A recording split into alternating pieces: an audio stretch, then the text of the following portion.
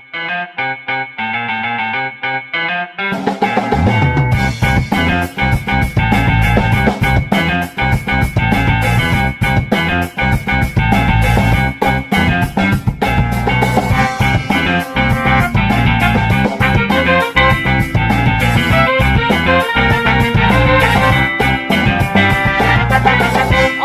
ngomongin birokrasi ala-lan. Halo kawan LAN, jumpa lagi di obrolan. Omongin birokrasi ala LAN. Hari ini kita kedatangan tamu yang sangat spesial tentunya karena sudah sangat dekat dengan LAN itu sendiri. Walaupun tamu kita ini yang hadir pada saat ini adalah salah satu alumni ya, dari PKN 2 angkatan kelima di tahun 2022. Beliau adalah seorang kepala dinas pariwisata, tepatnya di Provinsi Maluku Utara, di Kabupaten Halmahera Barat. Beliau juga ini adalah salah satu peserta yang terbaik pada saat mengikuti pelatihan kepemimpinan di Puslatbang KMP LAN. Kita hadirkan beliau langsung di sini untuk bersama kita ya, tentunya untuk belajar terkait dengan seperti apa sih perubahan yang telah dilakukan di daerahnya. Nah, saya perkenalkan dulu ya tamu spesial kita ini. Beliau adalah seorang wanita yang cantik, kemudian pintar dan tentu saja sangat inovatif. Ya, kawan LAN. Nama beliau adalah Ibu Feni. Kalau kita biasa memanggilnya ya, Ibu Feni atau nama lengkapnya adalah Ibu Feni Kiat ya. Kepala Dinas Pariwisata di Halmahera Barat. Nah, ngomong-ngomong nih, Bu Feni, selamat datang di LAN kembali ya. Dan ini tentu saja mengingatkan masa-masa waktu menempuh pendidikan di sini, Bu ya. Semoga uh, merasa betah lagi. Sangat Ini berkesan sangat soalnya, Pak. berkesan ya. Iya, Ini kesannya kesan di kampus, iya, pengajar atau semuanya Bu nih? semuanya. Semua ya. Nah, karena hari ini kita ngobrol santai saja, Bu Feni ya, terkait dengan apa yang telah dilakukan oleh Ibu Feni, ya, dan itu sudah eh, kami dengar sebenarnya, ya, seperti apa yang telah dilakukan Ibu Feni selama ini, khususnya terkait dengan keberlanjutan dari proyek perubahan yang dulu sempat dilakukan. Dan kami dengar-dengar memang dari rekan-rekan yang ada bahwasanya itu luar biasa perkembangan yang telah dilakukan oleh Ibu Feni. Dan perlu kawan LAN ketahui bahwasanya Ibu Feni ini sudah dipanggil sebagai pembicara secara nasional ya oleh beberapa instansi yang ada di Indonesia, tentu saja dengan inovasi-inovasi yang telah dilakukan oleh Ibu Feni selama ini. Nah, kalau boleh kita di-sharingkan nih Bu Feni terkait dengan apa sih sebenarnya yang melatar belakangi Bu Feni sehingga melakukan sebuah perubahan atau inovasi selama ini, gitu, khususnya yang terkait dengan uh, proyek perubahan yang kemarin. Ya, terima kasih. Assalamualaikum warahmatullahi wabarakatuh. Waalaikumsalam warahmatullahi wabarakatuh. Eh, Mungkin tadi sudah diperkenalkan oleh Pak Yunus selaku host, dan beliau juga adalah salah satu WI terbaik yang dimiliki oleh LAN saat ini. Saya juga mendapat satu kehormatan yang luar biasa ketika mendapatkan kesempatan untuk bisa ada di podcast ini, di obrolan, dan alhamdulillah lewat komunikasi dengan Ibu Andi Salvia, dan akhirnya saya bisa ada di sini, Pak. Sebelumnya memang pada tahun 2022 saya juga berkesempatan mengikuti PKN 2 di LAN Makassar, dan proyek perubahan atau inovasi yang saya gagas itu namanya Esa Moy, Pak. Samoy. Iya, jadi Esa Moy ini adalah bahasa dari salah satu suku yang ada di Halmahera Barat. Kebetulan adalah suku asli. Kita di Halmahera Barat punya 7 suku dan salah satunya adalah suku Tabaru. Suku Tabaru ini sangat kuat dengan Halmahera Barat dan Kesultanan karena saat itu di Kesultanan Maluku Utara yang terkenal dengan 4 kerajaan, itu suku Tabaru adalah pasukan elit dari Kesultanan Ternate. Jadi memang yang selalu berada di garda terdepan adalah suku Tabaru. Makanya saya mengangkat Esa Moy ini karena punya makna yang begitu dalam, artinya satu rahim, Pak. Jadi Esa Moy itu satu rahim dan saya mengangkat kerjasama 3 daerah ini berdasarkan pendekatan kesultanan bersaudara. Jadi kita tahu bahwa Maluku Utara punya 4 kesultanan besar yaitu Jailolo selaku kesultanan yang tertua, kemudian Ternate, Tidore, dan Bacan. Nah, selaku kakak yang tertua layaknya harus bisa merangkul Pak adik-adiknya. Nah, kali ini memang proyek perubahan saya frame di kota Pusaka. Jadi Bacan mungkin secara aksesibilitas masih agak jauh, sehingga yang mudah dijangkau itu adalah 3 daerah. Dan ini punya ikatan emosional yang sudah terbangun sejak dulu kala. Dan kita menyadari bahwa Halmahera Barat, segencar apapun kita melakukan promosi untuk pengembangan pariwisata, toh kita bukan menjadi pintu masuk atau entry point di Maluku Utara, Pak. Karena bandara yang ada di Maluku Utara itu adanya di kota Ternate. Oleh karena itu, kota Ternate menjadi pintu masuk ketika orang atau wisatawan datang berkunjung ke Maluku Utara secara umumnya dan khususnya Halmahera Barat juga kota Tidore. Nah, ini yang kemudian melatar belakangi saya, kenapa saya mengangkat kerjasama lintas 3 daerah, karena kita menyadari bahwa dulu waktu di masa lampau itu kita berjalan sendiri-sendiri. Kita berperang melawan penjajah ketika menguasai Maluku Utara karena rempah-rempahnya itu 4 kerajaan ini semuanya berjuang sendiri-sendiri. Tapi kemudian dengan adanya Moti Verbon atau perjanjian di Pulau Moti yang mengikrarkan untuk kita bersatu, ternyata kita mampu untuk mengusir penjajah. Nah, sebenarnya ini sudah menjadi isyarat masa lalu yang harus terus kita implementasikan ke depan bahwa kita tidak akan mungkin bisa berjalan sendiri-sendiri, tapi kita harus bersatu, Pak. Alangkah jauh lebih baik kalau kita bisa berkolaborasi, terutama 3 daerah ini yang notabene adalah 3 wilayah kesultanan yang ada di Maluku Utara. Nah, kemudian ketiga daerah ini tidak menonjol secara pertambangan, Pak. Jadi memang yang bisa didorong adalah sektor jasa, terutama pariwisata.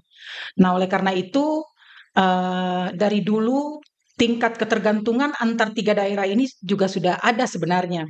Karena seperti halnya di Jailolo, Halmahera Barat itu kita penyuplai sayur-sayuran dan buah-buahan ke Ternate. Kemudian begitu juga Tidore penyuplai ikan yang dijual atau dibawa ke kota Ternate. Nah, hubungan ini sebenarnya tanpa kita sadari sudah terbangun dari dulu kala.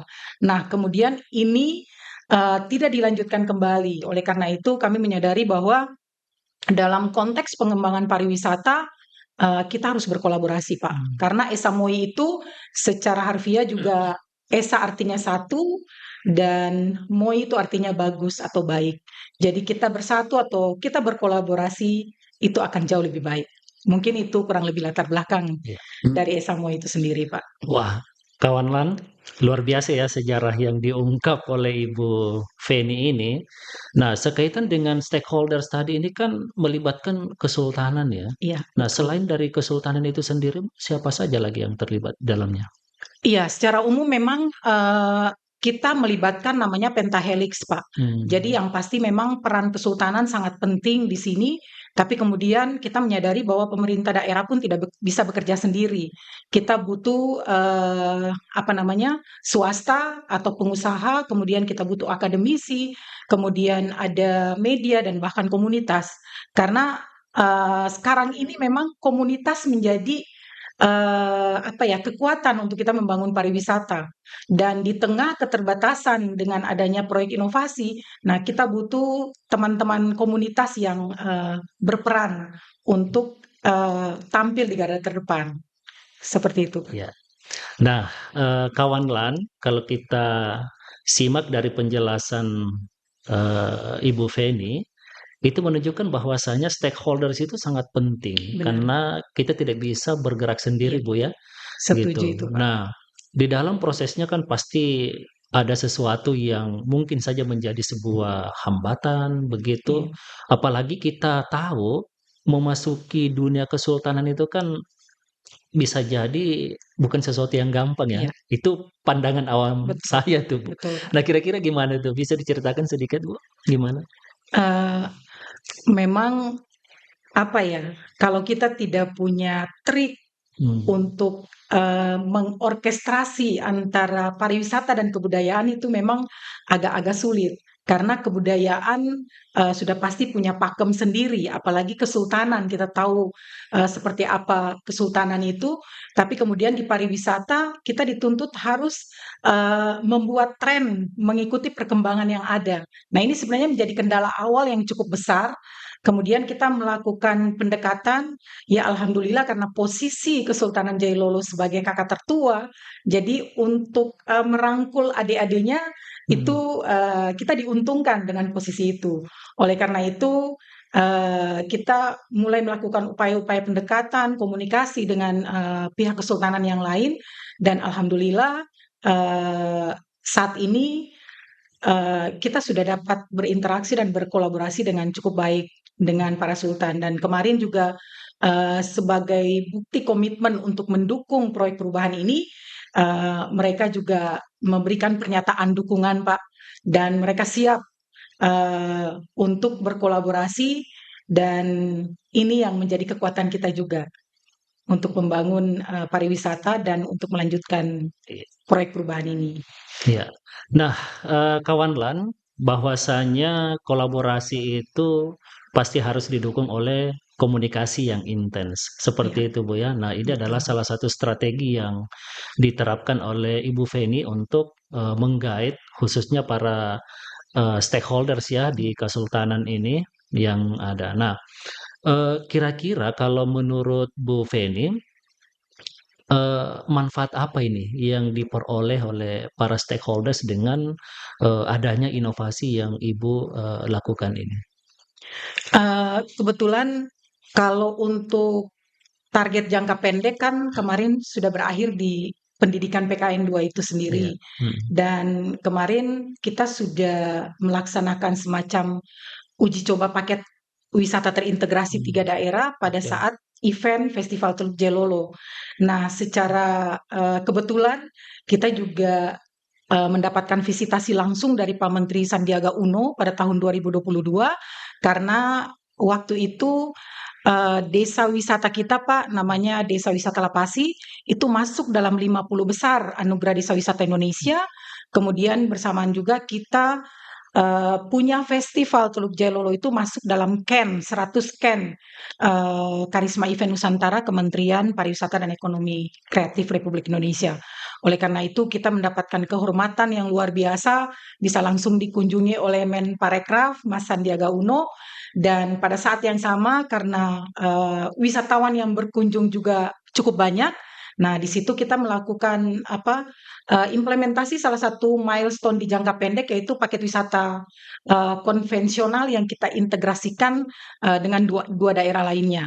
Nah, ini yang kita lihat memberikan dampak ekonomi secara langsung bagi pelaku-pelaku usaha lainnya sehingga mereka mendapatkan keuntungan yang lumayan dan saya kira ini juga berdampak langsung pada sektor pendapatan Pak PAD dari 3 daerah itu sendiri. Jadi ini sungguh suatu manfaat dan dampak yang real yang betul-betul dirasakan dari adanya proyek perubahan ini. Nah, ini menarik ya kawan LAN, bagi yang suka traveling ini bolehlah uji coba ke sana, Bu, ya? Boleh Gitu, ditunggu dengan dengan senang hati. dengan Kebetulan mau menuju Festival Teluk Jalolo juga, Pak, oh, dan gitu tahun ya? ini Heeh. alhamdulillah kita kembali masuk dalam KEN 2024. Ya, jadi Oke. ditunggu teman-teman semua se-Indonesia. Saya mengajak Iya. untuk bisa datang berkunjung ke Halmahera Barat, insya Allah tanggal 5 sampai 8 Juni. Iya.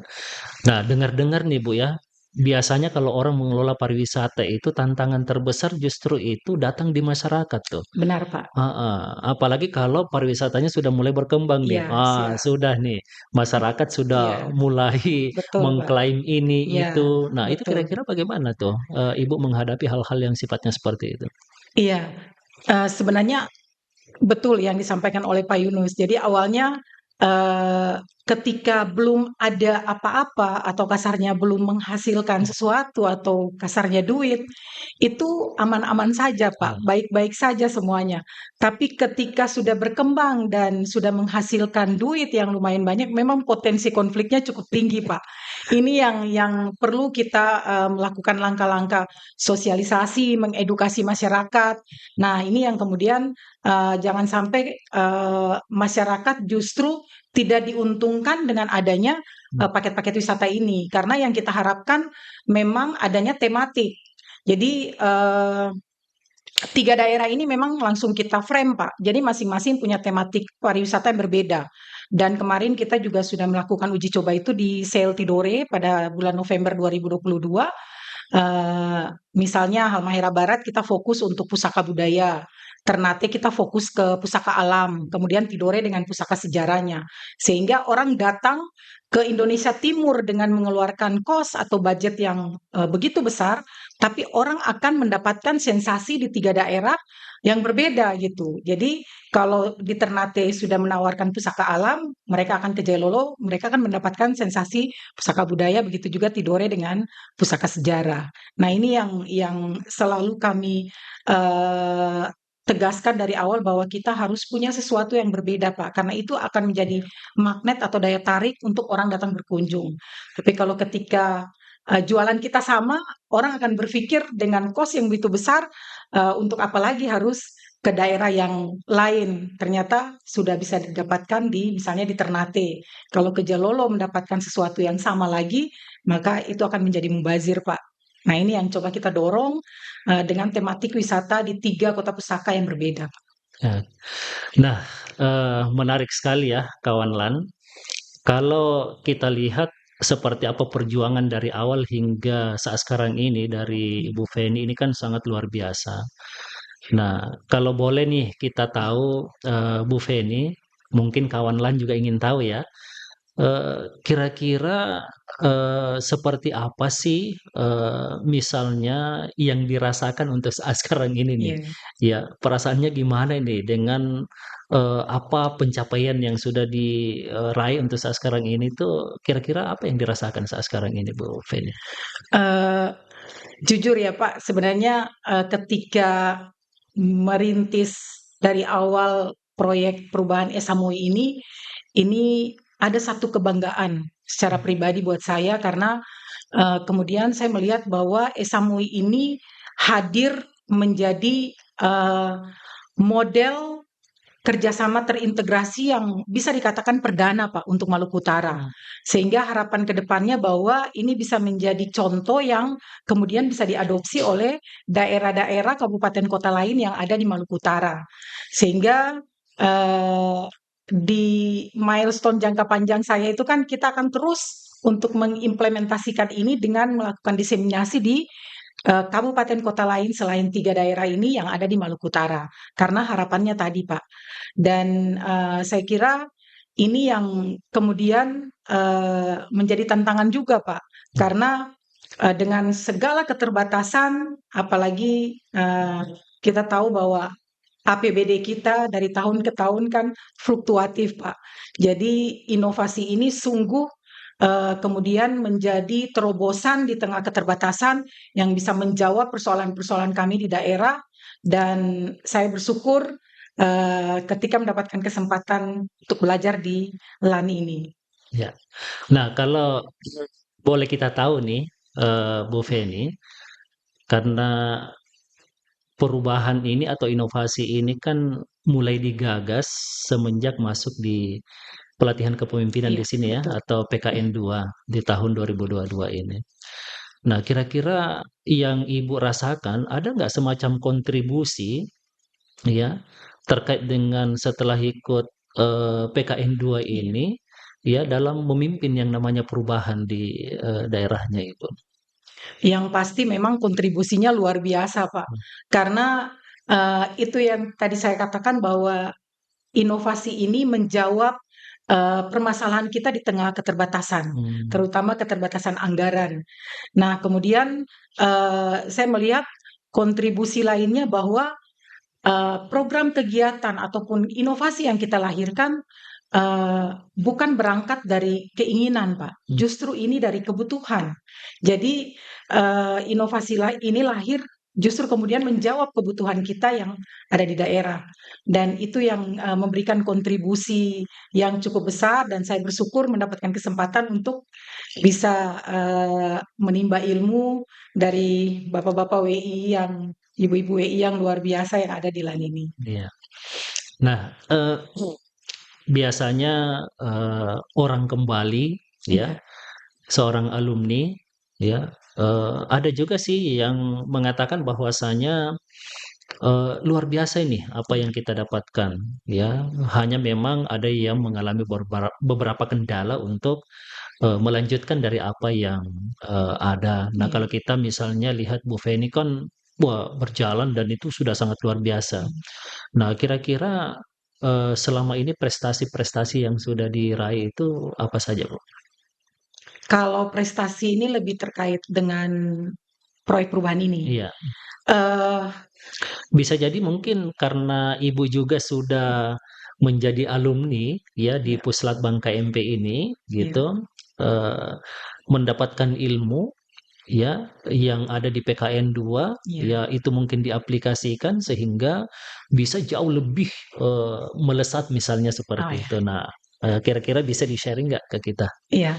Jadi ini saya cerita sedikit Iya, Pak Yunus, iya, teman-teman semua. Jadi saya lulus dari, Puslatbang LAN Makassar ini kan kalau tidak salah Juli tahun 2022, iya, Pak.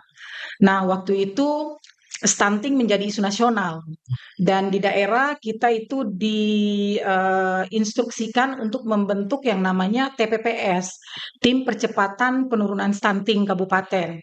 Nah, tadinya tim itu beranggotakan beberapa OPD, minus Dinas Pariwisata, Pak.